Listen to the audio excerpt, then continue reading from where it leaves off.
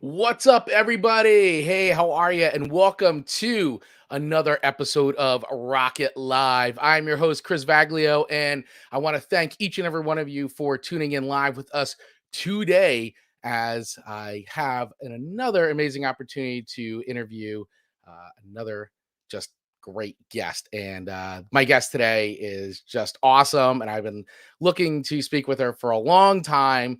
And so I'm really excited to have Kris Kosach on the show today. And we'll be getting to that in just a minute. But before we get into it, just some quick housekeeping here at the top of the show.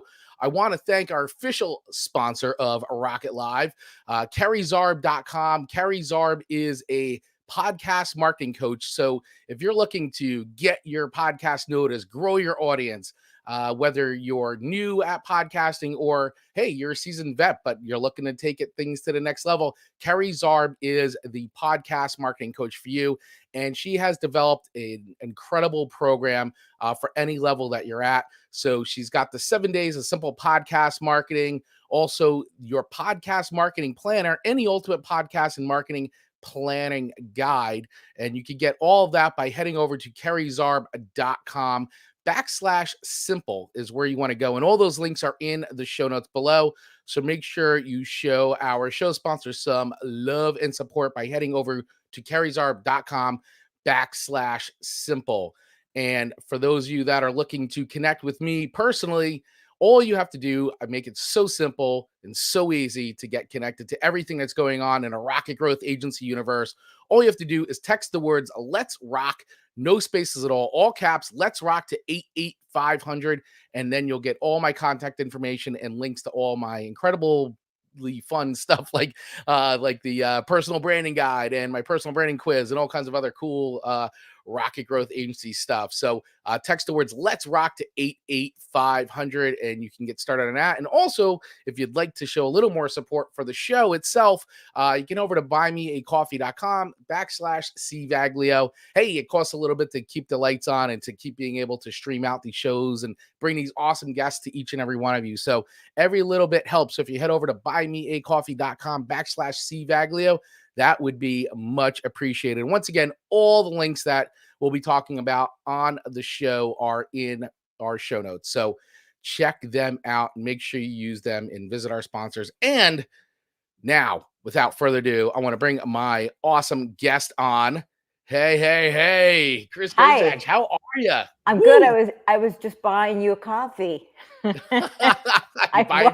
Buy me a coffee. I got mine. It's cold and it's almost gone, but that's awesome. Thank you so much for having me on your show, Chris. We have talked about doing something like this for a long time. I know. I'm excited to be here. I know. I'm so excited to have you on too, because so I would love to, I'll frame this up just really quick. So first of all, I got to be honest, I'm just a little bit nervous to be interviewing you, even though we've already done the show or two together, because now I'm like overthinking it. And you've got like this awesome career in like being an MTV VJ, and then this really awesome career in professional broadcasting and being a TV host. So, I know I'm getting like, I'm talking to a real pro here, as opposed to like, this hack job setup I've got going on here with the show. But I appreciate you coming on and giving us some time. And real quick, I do want to thank Gabe. Hey, Gabe, how are you? Thanks so much for sharing the show out today. Thank you for all the love and support, brother. Really appreciate you. Thank you. Thanks for watching. Thanks for listening. But yeah, I appreciate you coming on today. So this is really cool. Anytime. Yeah, this is really cool. Anytime. And it's true. I've been in the room where it happened, but I am kind of the Aaron Burr of entertainment, meaning that I'm a footnote in a whole bunch of really cool things. I'm like a footnote, if I even got that. But I've been a lot of cool places. I'd love to share. Yeah, well, you've been part of it. Yeah. Well, listen, Gabe. Wow, I'm nervous to be watching Kris. Gabe. You're amazing, man. You're amazing. So so real quick too, if anybody else wants to dive in and chat and comment with us, just do that and ask questions as we go here. This is a audience participation show. So definitely take advantage of the live nature of the show. And for those of you that are watching the replay, thank you so much for watching the replay with us. And if you're listening to the audio version of this, thank you for doing that as well. So just to frame this up really quick. So I met Kris on a, believe it or not, shocking, an online audio streaming platform, which I know people have heard me talk about before. It's called Fireside. It was released earlier, well, it's in 2021. We're in 2022 now. So it was released in 2021. And that was the platform where I started my other show that I do, the Kris and Amanda Show with Amanda Sharp. And we started doing a show there. And as we started getting involved in the Fireside community, I met Kris through Fireside. So some really great people over there. Oh my gosh, the best. I've met so many great people, but like without Fireside, you and I would have never gotten connected. And you are like totally like my soul sister from like another mother, because you and I definitely have this like connection when it comes to music. And like I love it. Like you're just on, and you go to like a whole other level with like the music and the knowledge, and I could talk to you forever about this stuff. So I think that's why you and I like bonded so quick over everything, because you definitely have the acumen of rock and roll history for sure. Well, thank you, as do you, brother. But I just to illustrate the point a little further for your audience. There have been so many times when Kris and I were in one of these live streaming rooms with, I don't know, 8 people, 20 people, and he and I, like, he'll trigger me, I'll trigger you, and then we just like, and then you stop to breathe, and it's like crickets. Like we've lost everybody. Complete crickets. And so many times too, I feel like all those times always happen when it's like I'm driving in the car and I'm like, oh, I want to chime in, and I got to like figure out like how to get the audio sort of work in the car so it doesn't all like sound weird. And because you're like going on, and it's like, oh my God, I've totally got something to contribute to this. Because you're like, does anybody have anything they'd like to contribute? I'm like, I can't get up there fast enough. Or the time I did an entire Q&A with you in mind and you were unable to get there. Oh my gosh, and by the way, and that's a great segue, because you also, on top of everything else that we just quickly discussed, and we'll dive into this a little bit more. And I know Gabe's got a question, so Gabe, we'll definitely get to that. But you also have a really, really cool podcast called Text, Pros, and Rock and Roll. And thank you. I am now like getting like super addicted to that podcast, because it's like every topic as I scroll through the episode, I'm like, oh, yep, I gotta listen to that. Oh, yep, I gotta listen to that one. Oh, this one's awesome. Like, because you find like all the right like kinds of like, I guess it's just the similarity and interest in music. Like, I like the Carpenters, but I love Question Mark and Mysterians. And I'm like, oh, well, look at that. She has an episode on the Carpenters. She has an episode, an interview with Question Mark and Mysterians. Then there's the whole the book with the emo and punk, and it's like that. And that was the Q&A I missed, and that was an awesome interview. So it's you are reading my brain as you're making these episodes. You're my audience. You're my audience. I'm totally your mark when it comes to that. No, that's great. Actually, it's a good problem to have, but I talked to my producer, Shar, and we started to scratch our heads like, okay, we got to pace ourselves, because we have women in punk, then we have Dan Ozzie talking about punk going commercial. Then we have Richard Hell from television, who is a founding father of New York punk. Right. And then we're like,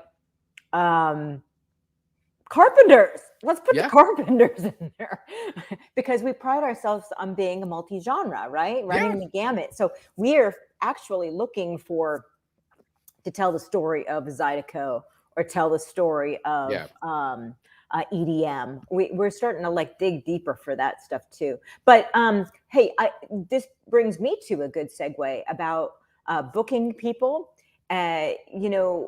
It's not easy all the time to get people. I mean, I've gotten your rock stars who have kind of, their people have yanked my chain, so to speak, to get them on platforms I'm associated with.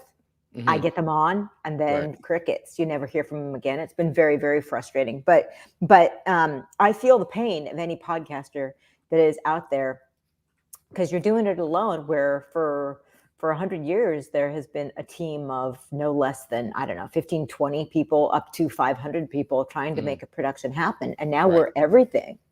So it's very hard.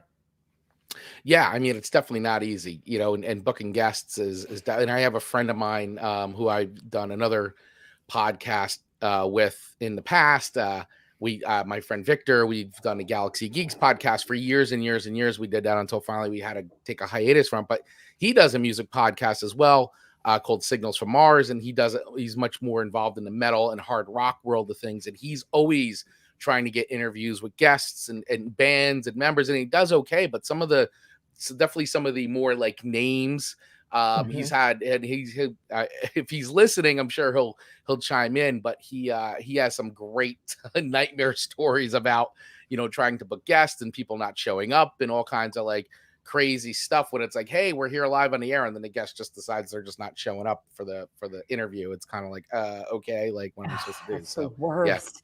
Oh, there Oh, he that's is. He the just worst checked when it in. happens. Did he really? Yep, Oh, here we that's go. the Yep. worst. We could do a whole episode on that. Yeah. Yeah, nothing worse than trying Yeah. to get guests and having them ghost you. Yep, he's got plenty of stories. I'm sure you guys could trade lots of war stories. Oh my God, it's the Victor, did you ever get the rock star or the celebrity who gives you the yep and the nope answer? That's all you get is the yep and the nope and the staring you up and down. Oh, it's the Yeah, worst. it is the worst. That is absolutely the worst. I'm sure he's gotten plenty of that because he's definitely done a lot of interviews over the years, and he does a lot of research. And I know that's the other thing too, is like you do a lot of research because you want to have great conversations. You want to ask some of those questions that maybe they don't always get asked all the time, because it Yeah, leads to like a really interesting conversation about like this artist and what they're yeah, about and how they do what they do, why they do what they do, what makes them tick, and that's the stuff that I love hearing, hearing like the real person, not sort of like the canned yeah. like PR marketing answer. I know, and you know what I'm finding though? I'm finding when it comes to booking guests, when we first came out of the gate, right before the pandemic. So, I mean, we trudged along in the beginning. So I would say almost 2 years ago we Mhm. started, and we were going for the big guys at the time. Right. We really were, and we got a couple like decent sized people who have big cult followings, and Mhm. then and it kind of got quiet there for a while. But we've landed in this area where music journalists love us, Right. and artists who haven't been really active still love us. And then we've gotten, fan mail from people saying that they appreciate the fact that we are telling the stories that haven't been told a million times. I Right. think you might have even said that to me once. So we've kind of landed there, and that's what we've been sticking with. But every now and then you do kind of have to have a name in there as well. Yeah, I mean, it definitely helps, and that's part of the allure of like, oh, that's cool. I'd like to listen, because a lot of times that's the episode that brings people to the actual podcast, like the whole Right. show, and be like, oh, well, if they discover that episode because of this name, now maybe they're more apt to check out some of the other episodes in your, of the podcast that they normally may not have even thought of looking for, because there's Yeah. so many podcasts, right? I mean, Oh. it is a gigantic ocean of podcasts, and Mhm. to find ones that you like and you enjoy it's a real it's kind of a struggle, because Mhm. there's gold out there, but Mhm. you gotta listen to a lot of podcasts. You listen to things and you take a chance here and there, but I'd say when you have that name, sometimes it's the thing that's like, oh, it's like the light and the magnet that brings you to like a certain show. Yeah. I also do a indie curated hour show Hmm. for a British radio station. Actually, I'm starting to play it here in the US too a little bit. But I do this curated thing, and I'm getting some attention and love from some indie artists because they're feeling the same thing. You've got to Right. go into the deep, deep water of music, and a lot of it is just kind of trite and been there, done that, Yeah. derivative.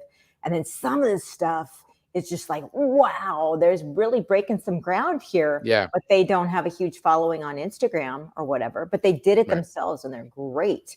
So, I mean, I like to think of us as indie musicians. How's that?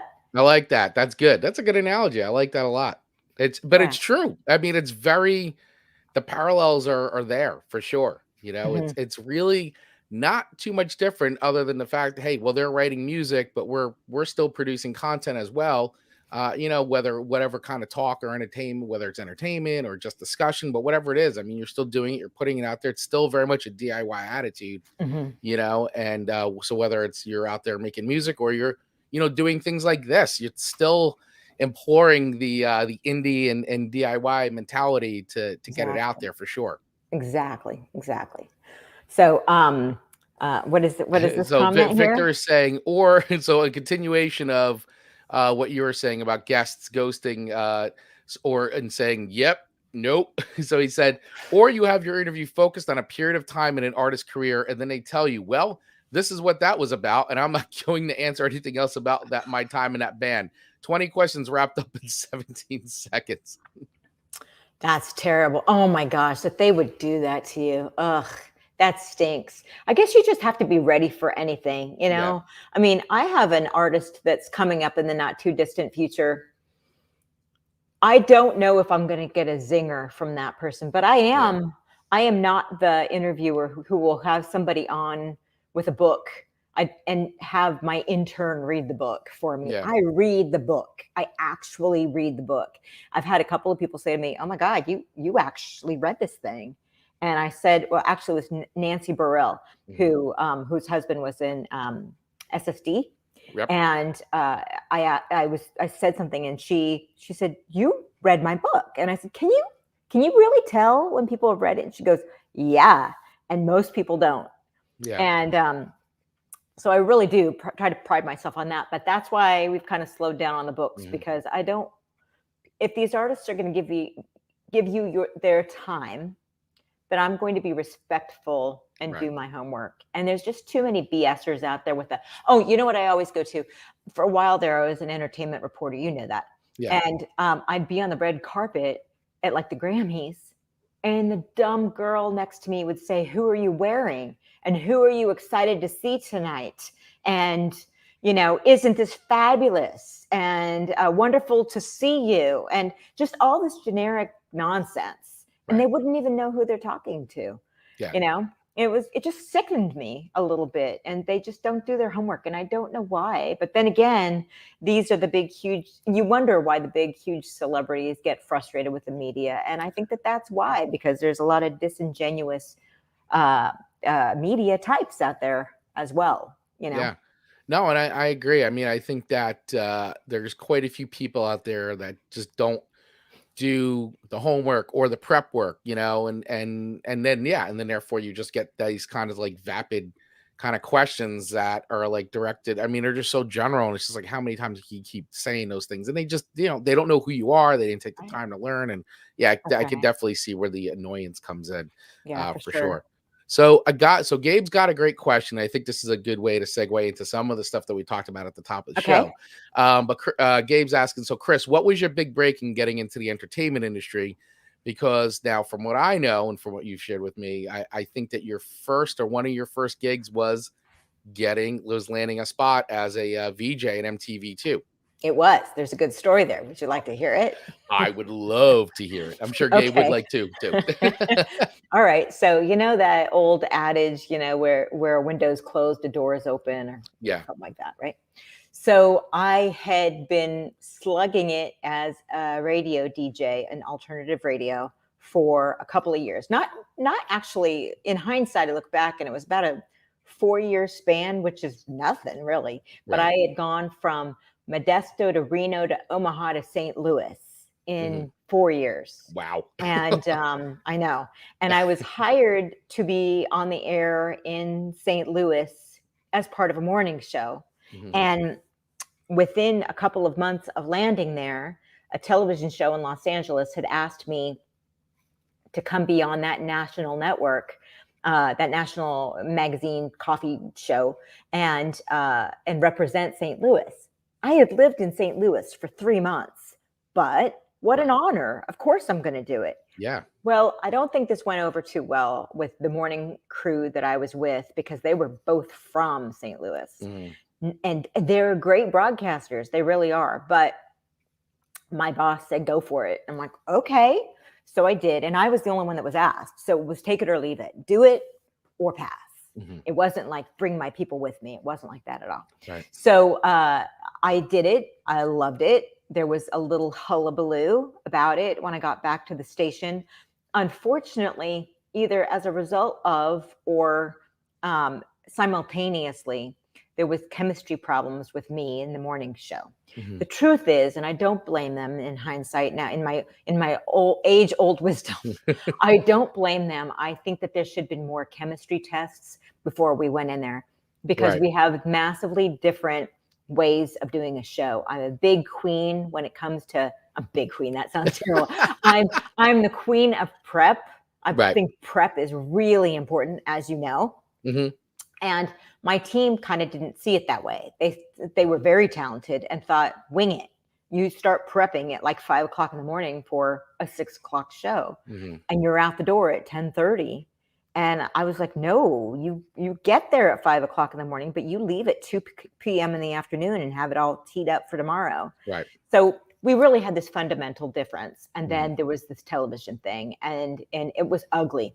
And the only time in my life I ever threw up my hands and said, I quit, was then. Oh, wow. And I regretted it. And I kind of like wanted to stuff it back in my mouth, but the cat was out of the bag. And I went back to my boss and I said, I don't know what to do. I've moved here for this, it sucks. And he really had a heart, and so did another executive. Some people didn't in the building at all. They're like, move on, good riddance to her. But my boss said, and I'll say his name, Alex Luke, who is now at Amazon, I think. He's been at all these big companies. He said, I know someone at MTV and you should apply. Well, to answer the question that was on the docket, I watched MTV, I monitored it. I put together a tape and a resume like you would in radio, but I did a video version of it. Sent it to MTV in a super tricked out package. And this was my secret sauce. It was good timing. And I had no idea that they were launching MTV2. But my package would have arrived like the first week of July, and they hired me like the second week of July. Oh, They wow. started like bringing me out. Holy smokes. I was on the table. I was on the table when they said, we need talent. Oh, look at this one. And they went, wow, that's pretty good. Okay, bring her in. Man, timing is everything, right? Yeah, really. So so that was great. That was my first big break. And MTV2 wasn't seen by too many people at all, but they did do a crossover and make it kind of a show on MTV proper. And then I worked with MTV Radio and did some streaming for Viacom. This is in the late 90s. So it was very, very, very early. So that's how I hopped into it. And after getting laid off a year or so later, it was painful, but I realized again in my old wisdom that when you're laid off, other people are laid off, and then there becomes this diaspora of talented people out there. And now you know people at ESPN, and you know people at ABC, and you know people at right. And that's what happened. I ended up getting a job with another man who had been laid off in San Francisco, and I got a husband out of it. Yay.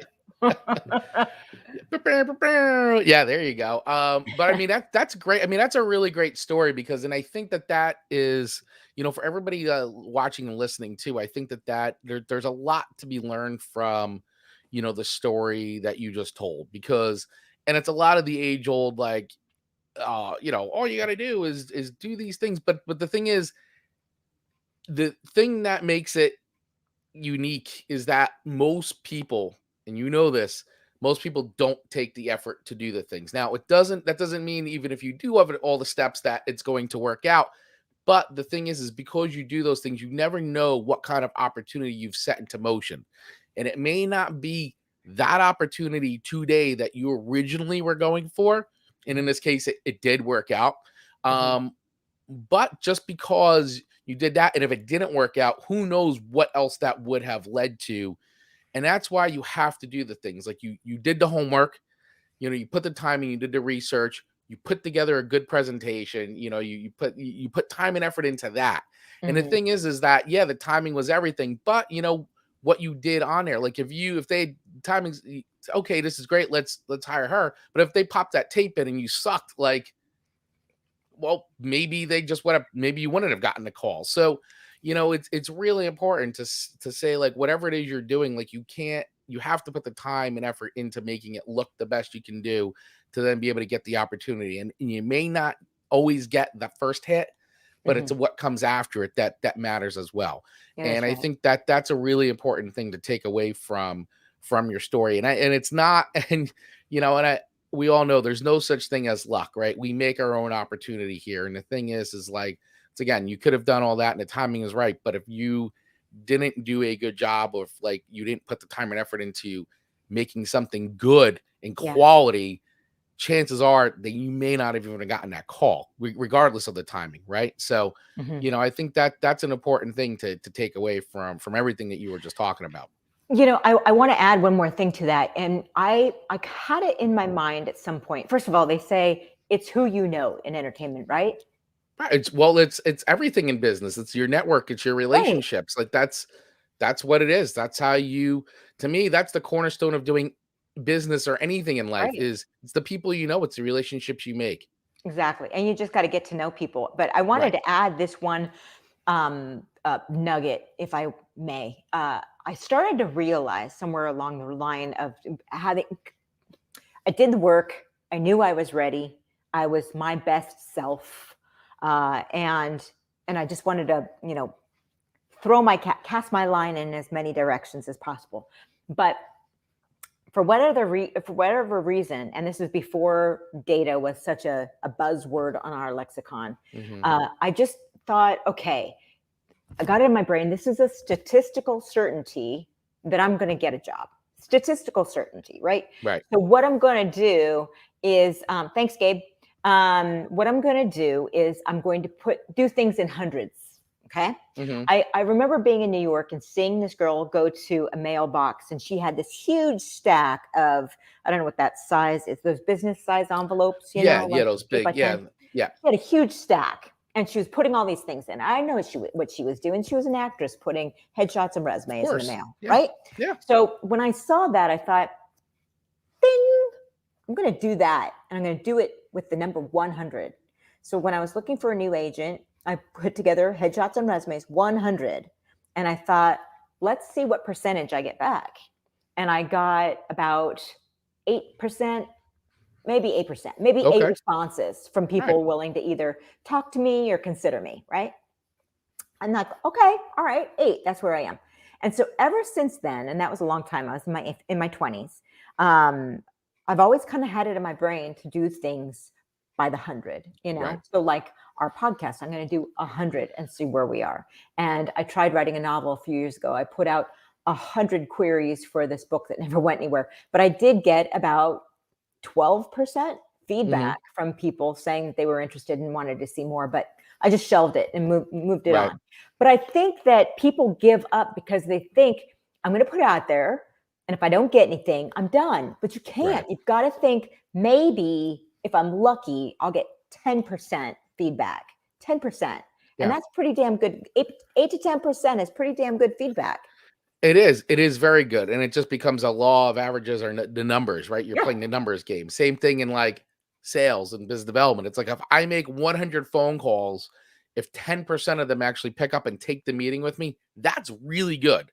That's Right. really good. And you could pretty much, as you just said, you can apply that to pretty much anything. I mean, as long as you're putting it out there. And that's the thing. If your expectation should be in that, I mean, if you do more than that, hey, that's great. Like that is tremendous. But really, the reality of it is, it's really going to be in that 10%, 8 to 10% kind of a range for sure. But you Mhm. got, but you got, but you got to put them out there. You have to do the work like that, and that's just how it goes. I mean, people don't always see things, they don't always notice things, and you just have to plant a seed sometimes. And yeah, and the timing's a little bit, but this is where relationships come in, and leveraging the relationships that you spent time really cultivating, and really getting to know people. And that's Mhm. and when you start to then begin to ask for help from those relationships, that's when you can get some really great things happening. And I think Mhm. people a lot of times forget to just ask. I think your people are Exactly. sitting around waiting for it to happen. But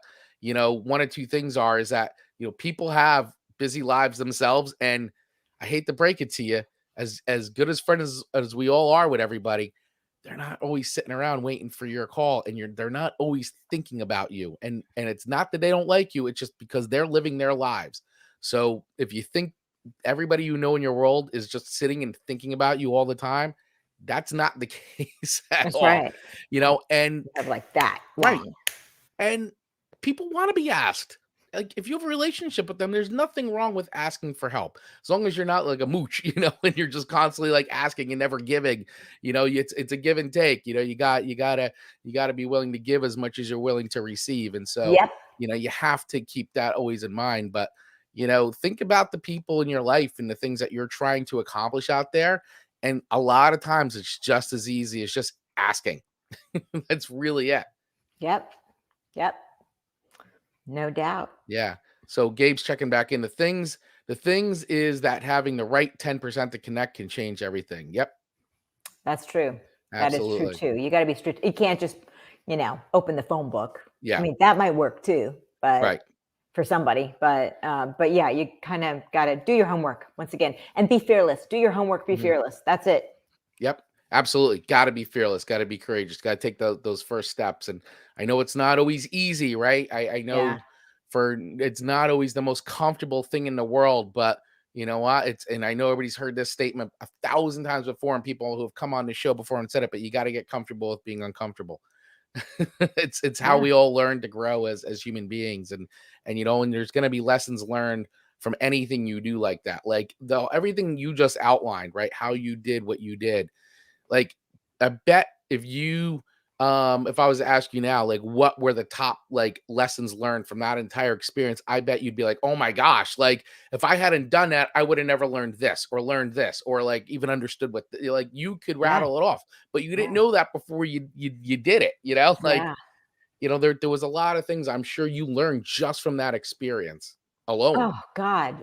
Which one? Which experience? Right. Every single experience, Yeah. right? Every single one. The radio station, the chemistry, and all the people around me learn lessons too. So it's a win for everybody. But a part of the other thing is not knowing what's in your future can freak you out, and not having the maturity to understand this is part of the journey. Right. And also, like, there was another radio station where I got laid off, and I took it so personally. Really. It was this podunk little place in Reno, Nevada, and made some great colleagues out of there. But one of them, I'm going to give a shout out. His name is Chris Ewing, and he's such a sweetheart. He said to me, "We all feel really bad. Believe me, we don't want you to go because now we have to do your work too." And then he said, "So it's not like we're all enjoying this." And then Right. he said, "I've told everybody around here, and I'm going to say it again. A year from now, you're going to be better off than all of us." And he was right. Mm, And years later, when I saw him running the show at a whole cluster of radio stations, right. he said the same thing. He said, "I told you." And I'm like, "Oh my God. And you too." And he said, "Absolutely." So like we all fell forward, and Mm. don't be afraid of falling forward, because when you fall forward, you grow, and that's part of the journey, and it's beautiful. And you just can't see that when you're 22. Yeah, yeah, well said. Absolutely well said. Yeah, it's hard to see those things when you're that age, and that's the thing that makes us who we are is the experiences that we live and the lessons that we learn. It's just life is just Yeah. a series of experiences that we're just going through, and the experience you have is different from the experience I have, and we've taken different things from them, but we've applied it to everything that we've done, Mhm. as we go on in life, and I think one of the things too that you are, really, I love, like, this is why I love talking to you because, see, and I got a feeling like if we didn't have a time limit here, you and I would probably talk for like another like 2 to 3 hours just about life, business, music, all the stuff that we get into. But I Yep. think what I love about your story is how you just continue to keep doing the things that you love. You're so passionate about music and you're always still finding ways to be able to, do all the things you love. I mean, we talked about text pros and rock and roll, but that's not the only thing that you're involved in right now. I mean, you're doing the show on Brum Radio, which is really wild. I love that. It's so cool. And you're doing this whole like road trip across America. So fun. show right now with that, and I think that's really good.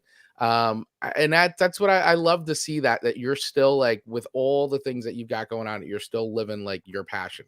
I think that's just great. Thank Kudos you. to you.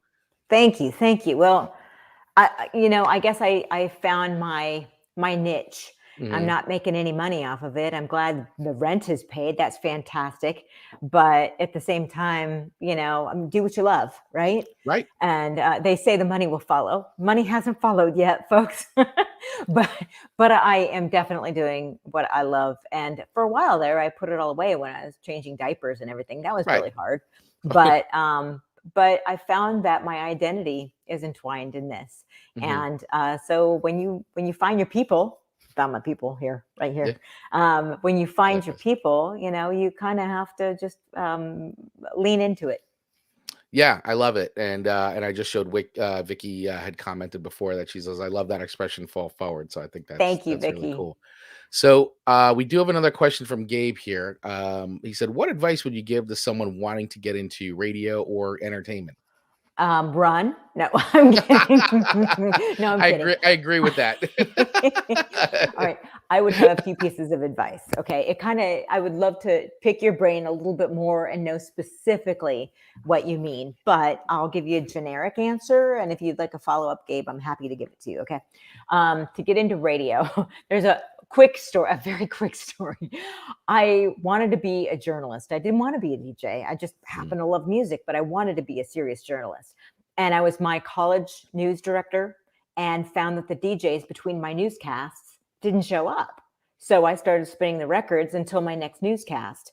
And kind of, did I get a following? I don't know, but my friends were listening and right. they called in, and this guy, Mike, called in and said, you need to change majors because you're kind of pretty good at this. And he didn't say you suck at the news, but he may as well have. Right? I guess it really showed. So that my passion was there. So he said, you should get a job. And I called my favorite radio station and asked for an informational interview to just explore this idea of getting Right. into like commercial radio. They said, come on down, kid, and bring your demo tape. And I went, okay. And I went click, because back then we went click. Right. And I thought, oh my God, what goes on a demo tape? So I called my second favorite radio station, and sat on the request line for forever till I got the jock and fibbed and said I was doing a demo tape for my college station, KCSS. And I didn't know what went on one. What do I put on a demo tape? And he told me what to put on the demo tape, went back to KCSS, created that, put together the demo tape, took it to KDJK. And they listened. And again, great timing. A week later, they said, hey, kid, I think you're in the right place at the right time. And I got my first radio gig. So again, timing. Okay. But to get into radio, you'd need a demo. I'll tell you very quickly, you need maybe 90 seconds of different ins and outs, like a sample of what you can do. Doesn't even have to be real. It can be fake. And then for entertainment, you would do a video version of the same exact thing. And once again, it can be fake because whoever the casting person is or the producer is, they want to see who you are, what you're all about, and what you'll bring to the project. They don't really care if, sure, it's impressive if you were with ABC News or CNN, Right. someone like that. But if you're not going for that job first time out, right? You're going for Podunky Dunk. And in order to get a job with Podunky Dunk, you just have to come up with something to show them what you're all about. In fact, Kris, what you're doing right here, this could be made into a demo easily. That's very true. You're right. You're right. And I know Gabe does a lot of like live streaming on LinkedIn. So Gabe, there you go. You've already got a lot of content there. I would just do what Kris said. Cut make a 90-second reel. Yeah. And start with the very best stuff because people will tune out like this. True. So it's almost like bait, like your best thing first, Right. and then your second best thing second, and don't make anything too long, and don't have such a big head that you think someone's going to be watching for in 5 minutes of your video, because they won't. Right. That's true. That is very, very true. Yeah, they do not. They just put the fire and the heat up front. Yep. for sure. Exactly. These are easy questions. You want to ask me some hard questions? These are fun. These are fun. These are fun. I know. Like, once again, we could be on forever and ever and ever talking about this. For sure. Yeah, and I feel like there's like even a ton more things I didn't even get a chance to ask you. But see, this is why I said to you, like, I like a free flowing conversation. Like that's how these go, and that's where I feel like the best moments, come out, and what makes it more interesting for I think us, and then also for the people listening. It's just it's two people chatting about the things that they love doing, and I love doing this, and that's why I'm glad I got you on here, because it's like a Thank real you. kindred spirit for sure. For And sure. yeah, I mean, we're definitely gonna have to do a part 2 of this for sure. All right. It has to happen, because there's about a billion rock and roll stories I want to ask you. And see, this is all the stuff that's going into the book. That's why you got to pick the book back up again, because I want to read all the behind the scenes stuff. That's what I want to hear. That's the good The stuff. juicy stuff. That's the juicy stuff. The heroin and right, sexual stuff. All the stuff. All the dirty stuff. Backstage Hollywood sleaze. Like, well, that's third person. That's where I was in the room where it happened. I always kept my nose clean. That's okay. I'm proud to say I never cheated. I look back on some people that I would consider like cheating, right, to get to the top bar, and I think to myself, God, if I had been a liar and a cheater and a stealer and sucked up to some of these executives, I'd be very rich and famous. But you know what? I sleep well at night. I'm still a good girl at heart, and this is where I'm going to be. I'm okay with that. Yeah, no, I 100% agree with that. I think it's great, because it's like, not everybody survives the hard tales of rock and roll. So, it's nice to come out the other side of that. And and you got some great stories to tell too. So thank you very much. That's not to say though that there isn't a tough side of ever being a broadcaster. That, like Gabe was alluding to, you've got your tricky artists who were kind of like they're in a bubble world, in a way. I don't blame them, because there's so many people hinging on these people with a paycheck. They're all relying on this paycheck that they'll do and say whatever it takes, and then suddenly a lot of these artists are in their own little world and think their stuff doesn't stink and whatever. But at the end of the day, authenticity and being genuine, those are buzzwords in this day and age. Oh, I want to asterisk right there. I want to go off on something in just a second. But being genuine and being sincere, that is really what it's all about. Just be a good person. Just be a good human. But one of the things that just chaps my hide in entertainment, this is for you, Gabe, is the fact that there is this I don't know what bacterial, icky, festering, ugly, faux authenticity that's out there, where people like are doing their impersonation of Tony Robbins and selling you their course. Right. And that just disgusts me. It grosses me out. And it's certainly not anything new. I just think we're seeing it's incredibly prevalent that there's so many life coaches that are there's a lot of snake oil. There's a lot of snake oil, and it's nothing new. I know that, but I'm just tired of it. And then I'm tired. What I really don't like is the charlatans who are catching on to buzzwords like authenticity and trying to like sell that when it's anything but. That's frustrating to me. Yeah, no, it is. It's very frustrating. And I think that it's something that I think it comes along with almost anything. Anytime you have an explosion of whatever technology community, there's always going to be the, hey, how do we make a quick buck out of it? And I think that, going what we've just gone through over the last, that we're still going through over the last 2 years, definitely created an opportunity for people to take advantage of those who are in different positions and finding themselves in new places in life that they didn't expect. And so there's always going to be those segments of the population that are like parasites and will, take advantage of that. But 100%. It's just why you just got to have your head on your shoulders and question everything. That's okay. Ask questions. Don't just be so eager to plunk down some some dollars. And again, do your research on someone who wants to sell you a course. Look Yeah. really into them. How long have they been at it?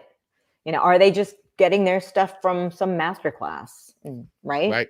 Yeah. So Yeah, no, very, very, very true. And Victor saying, yeah, preach on. I hate signing up for those things and continuously having snake oil salespeople trying to sell you their wares. Exactly.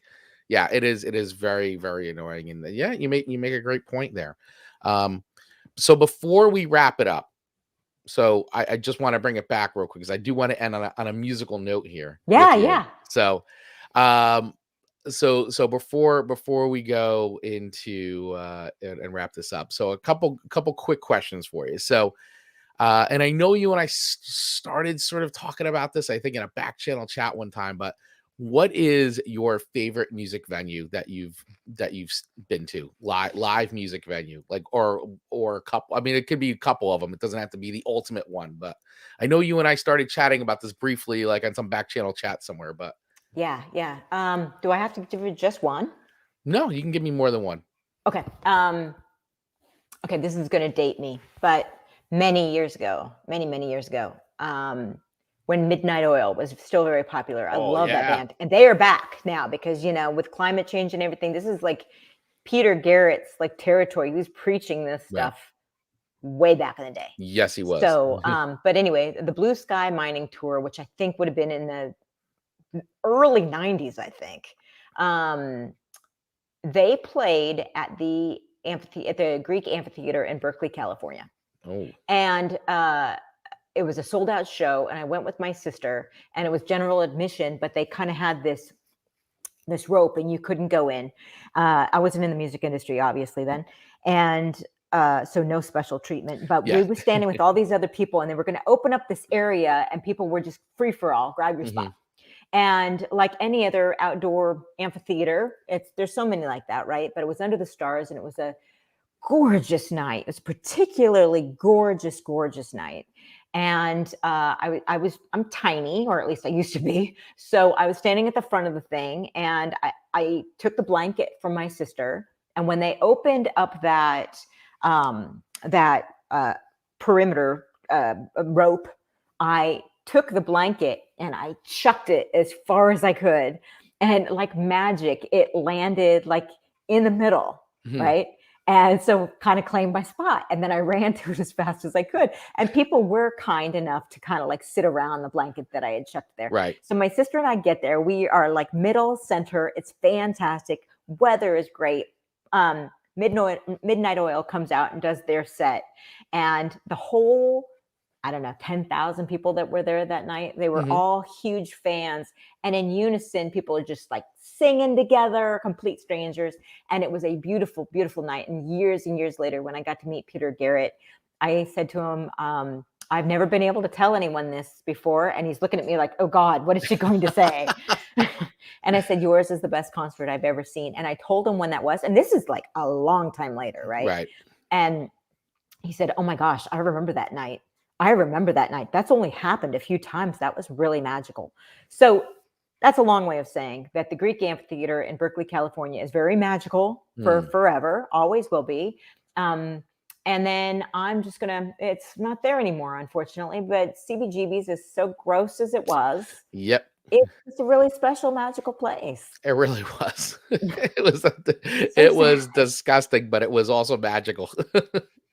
It really was. And there just hasn't been anything like that anywhere else. I wish they had stripped it. I heard that they had taken the toilet and they were going to open a CBGB in Vegas, and they never did that. Yeah, I heard that they did they were supposed to do something like that, but I don't think it ever happened. Yeah, you can't, I don't know. It's not the same. It's just that's it. It existed there, and that was where, and now that it's like, it's gone. As far as I'm concerned, it's gone. It's just, there's pictures, there's videos. I'd rather that than like, actually, here's the Vegas version of CB. It's like, whatever, Yeah, it's not the same. It's not the same. Not at all. Not at all. Yeah. So anyway, I'm sure I'll think of another fantastic venue when we wrap this up. But but those also. No, that's good. I like that. Those are good. I like the Midnight Oil story. That's very cool. I've never been to the Greek Amphitheater there. It's a venue I've heard about a lot. Have you? Yeah, I've heard about it, and I know that some bands have released things from there, and and all that. But yeah, I've never physically been there. So that's definitely a place I'd love to see a show. It's still there, right? They didn't take that Yep. down, or is okay? Nope. Because I know it's like some of these sheds and stuff. They're like some of them get taken down and rebuilt or moved or whatever. So No, you know. thankfully that one's been there for a very, very long time. And I think, luckily, I could be wrong about this, but I Mhm. think that the architect Julia Morgan might have had something to do with the back side of Mhm. it. And if that's the case, then that's not going to go anywhere, because she's just like a time honored, like the top female architect of all time. Mhm. She's the female Frank Lloyd Wright. Wow, So yeah, so I don't think that'll change. that's very cool. Yeah.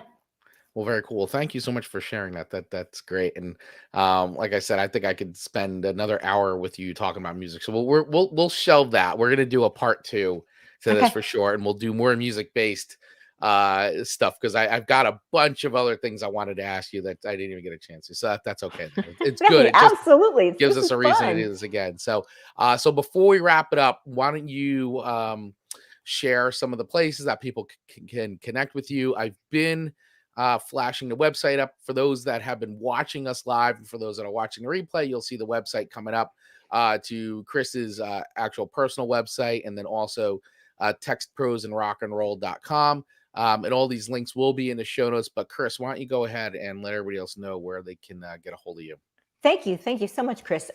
Your audience is awesome. Those were great questions too, everybody. So thank you very much. And thanks for the comments as well. So the podcast drops on Tuesdays, Text Pros and Rock and Roll. And that was our website as well. You can find us on all the major platforms.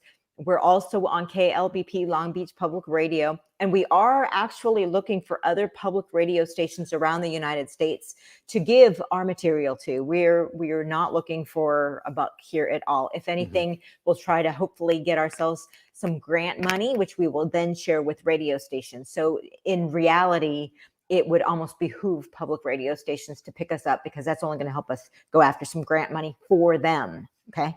So KLBP, Long Beach Public Radio. You can also hear us on the TuneIn app for KLBP.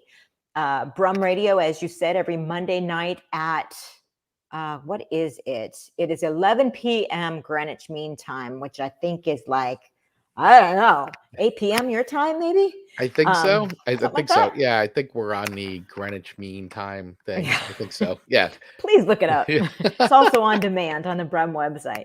Yes. But that's Road Trip USA, and we are taking a virtual road trip. We started in New England. We're going to go all the way to the West Coast, and then who knows, we may go back.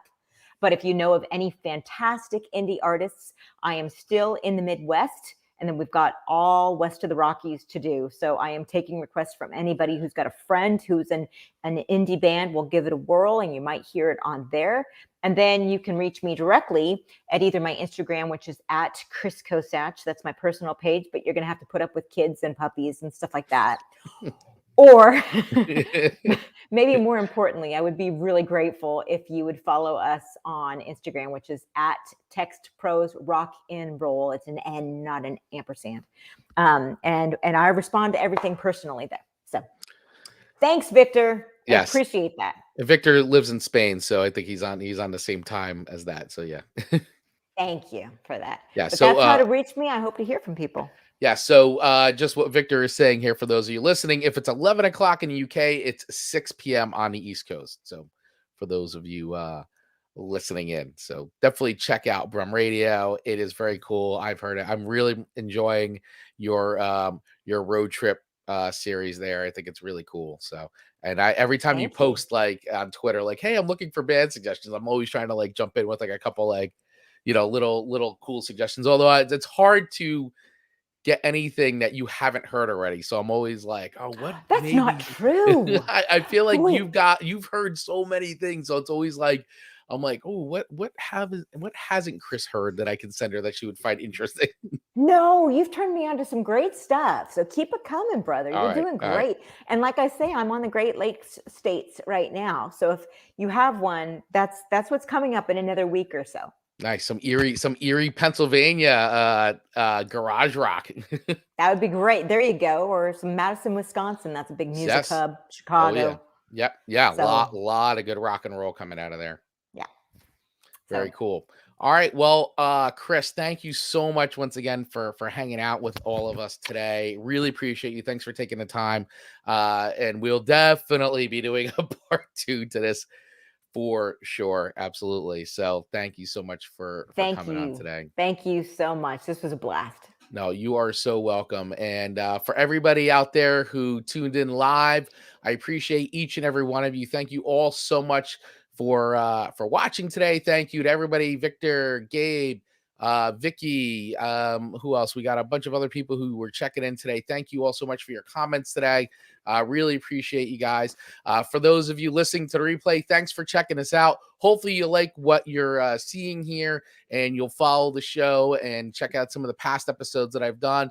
And if you're listening to the audio version of this, thank you so much. Please make sure you hit that follow, subscribe button, do all the things so that way you get notified every single time we drop a new episode of Rocket Live right here. Actually, I'm on all these platforms. I'm looking on the Facebook, LinkedIn, YouTube, Twitter, Twitch, wherever you're watching us right now. Thank you so much for doing that. You can catch the podcast anywhere you listen to podcasts. Make sure you check out Text Pros and Rock and Roll before you listen to any of my shows, because Kris's shows are way more interesting. I'm just kidding. No, your shows are great. But definitely check out all the shows. And that's about it, everybody. So we will see you next time, another episode of Rocket Live. Kris, thanks again. I really appreciate you. My pleasure. Everybody, remember, just rock it. That's it. Just rock it. See you guys later.